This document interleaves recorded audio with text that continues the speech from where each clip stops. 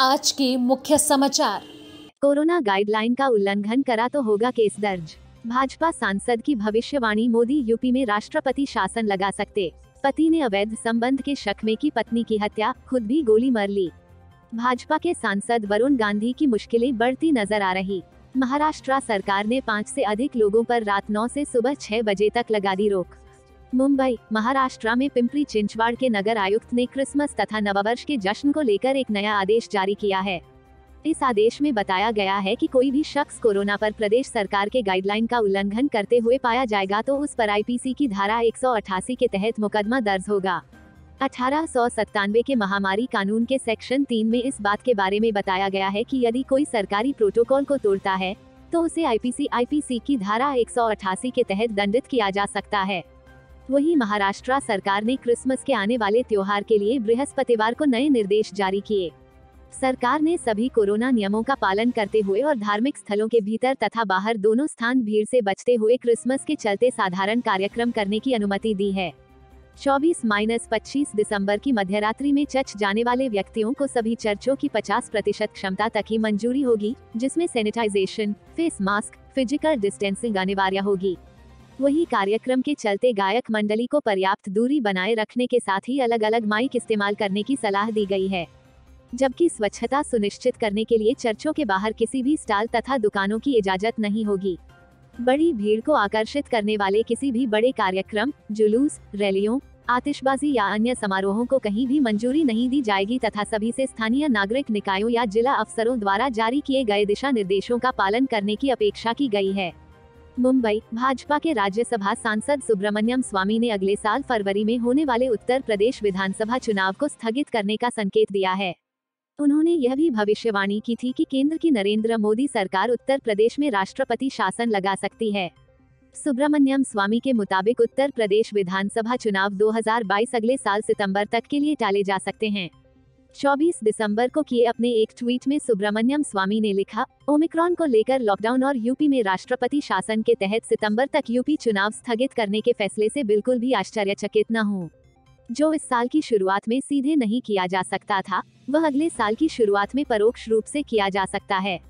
सुब्रमण्यम स्वामी ने अपने ट्वीट के जरिए ये कहने की कोशिश की है कि कोरोना के नए वेरिएंट ओमिक्रॉन को देखते हुए अगर केंद्र की मोदी सरकार लॉकडाउन लगाती है तो बिल्कुल आश्चर्यचकित होने की जरूरत नहीं है। सुब्रमण्यम स्वामी ने यह भी कहा है कि इसी तर्ज पर अगर उत्तर प्रदेश में होने वाले विधानसभा चुनाव तो टालकर सितंबर तक राष्ट्रपति शासन लगाया जाता है तो आप लोग हैरान ना हों। हालांकि स्वामी ने अपने ट्वीट में यह नहीं बताया है कि उन्होंने ऐसा क्यों कहा है। अपने हाल के दिनों में दिए एक इंटरव्यू में भाजपा के साथ अपने संबंधों पर बात करते हुए सुब्रमण्यम स्वामी ने कहा, मैं भाजपा का एक साधारण सदस्य हूँ। अगर यह कहा जाए कि भाजपा का प्रतिनिधित्व मोदी और अमित शाह करते हैं तो मेरा उनसे कोई लेना देना नहीं है। यदि भाजपा अनिवार्य रूप से आरएसएस द्वारा बनाई गई पार्टी है तो मैं उसका हिस्सा हूँ। मैं आरएसएस की शाखाओं में भी जाता हूँ, मैं आरएसएस की बैठकों को संबोधित करता हूँ और मैं आरएसएस की विचारधारा का समर्थन करता हूँ। मैं आरएसएस की विचारधारा को अंग्रेजी में इस तरह रखता हूँ जैसे पश्चिम के लोग भी समझते हैं। मैं भाजपा का सदस्य हूँ लेकिन मेरी निष्ठा आरएसएस के प्रति है। मोदी सरकार ने कृषि कानूनों को क्यों निरस्त किया? क्या यह यूपी चुनाव की वजह से था? इस सवाल के जवाब में सुब्रमण्यम स्वामी ने कहा, यह यूपी की वजह से नहीं था। मैं आपको बताऊंगा कि यूपी चुनाव के बाद क्यों। यह बहुत सनसनीखेज है और अभियान को प्रभावित कर सकता है। बिहार के आरा में शक ने एक हंसते खेलते परिवार को तबाह कर दिया। यहाँ एक पति ने पत्नी की हत्या अवैध संबंध के शक में कर दी, बाद में उसने खुद को भी गोली से उड़ा लिया। इस घटना के बाद इलाके में सनसनी फैल गई है। यहाँ भोजपुर जिले के बढ़हरा थाना क्षेत्र के मनीछपरा गांव में गुरुवार की देर रात पति ने अपनी पत्नी की गोली मारकर हत्या कर दी। पत्नी को गोली मारने के बाद युवक ने अपने सर पर भी गोली मार ली, जिससे मौके पर ही दोनों की मौत हो गई। बताया जा रहा है कि नजदीक से गोली मारने के बाद पति पत्नी दोनों के सिर में गोली लगने के बाद आर पार हो गई। इस घटना के बाद मौत की वजहों को लेकर तरह तरह की चर्चाएं हो रही है। घटना के बाद मौके पर पहुंची पुलिस ने दोनों शवों को पोस्टमार्टम के लिए भेज दिया है। पुलिस अब मामले की जांच कर रही है। पति ने पत्नी की हत्या करने के बाद सुसाइड क्यों किया या दोनों की हत्या किसी और ने की, पुलिस इसकी जांच कर रही है। मृतक पत्नी की उम्र 30 वर्ष और पत्नी की उम्र 27 वर्ष है। दोनों की शादी 2013 में हुई थी। उनकी 5 साल की एक बेटी भी है। घटना के बारे में मृतक के बड़े भाई ने बताया कि उनके छोटे भाई को अपनी पत्नी पर किसी और से अवैध संबंध का शक था। इस बात को लेकर दोनों के बीच 1.5 महीने से विवाद चला रहा था। इसी विवाद के कारण उसके छोटे भाई ने पहले अपनी पत्नी की गोली मारकर हत्या कर दी, फिर उसने खुद को भी गोली से उड़ा लिया। शुक्रवार की सुबह जब दोनों देर तक कमरे से नहीं निकले तब घर वालों ने काफी देर तक दरवाजा खटखटाया और उन्हें आवाज भी दी, लेकिन दरवाजा नहीं खुला तो दरवाजा तोड़कर देखा तो दोनों खून से लथपथ पलंग पर मृत अवस्था में पड़े थे। इसके बाद थाने को सूचना दी गई। महिला के भाई ने बताया कि पारिवारिक विवाद को लेकर 20 दिन पूर्व भी पति पत्नी के बीच झगड़ा हुआ था। मुंबई, भारतीय जनता पार्टी के पीलीभीत से लोकसभा सांसद वरुण गांधी निरंतर अपनी ही पार्टी को घेरते रहे हैं, किंतु वरुण गांधी की मुश्किलें अब बढ़ती नजर आ रही हैं, क्योंकि भाजपा वरुण गांधी के खिलाफ कार्रवाई की जा सकती है। केंद्रीय मंत्री अर्जुन राम मेघवाल के हालिया बयान इस बात की ओर संकेत करते हैं। वरुण गांधी द्वारा अपनी ही पार्टी के खिलाफ तीखे तेवर दिखाने को लेकर जब केंद्रीय मंत्री अर्जुन राम मेघवाल से सवाल किया गया तो उन्होंने कहा कि पार्टी के ध्यान में है, वरुण गांधी के बयानों पर पार्टी की अनुशासनात्मक समिति की निगाह है, जो भी कार्रवाई होगी उस स्तर पर ही संभव होगी। क्या वरुण गांधी के खिलाफ पार्टी कार्रवाई करेगी? इस सवाल पर अर्जुन राम मेघवाल ने कहा कि निश्चित रूप से पार्टी में अनुशासन कायम रहना चाहिए। किसी को लगता है कि ये अनुशासनहीनता नहीं है और किसी को लगता है कि ये अनुशासनहीनता है।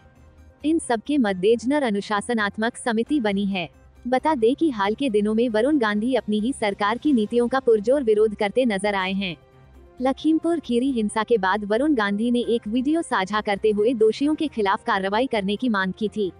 उन्होंने इस मामले पर योगी सरकार एक पत्र भी लिखा था।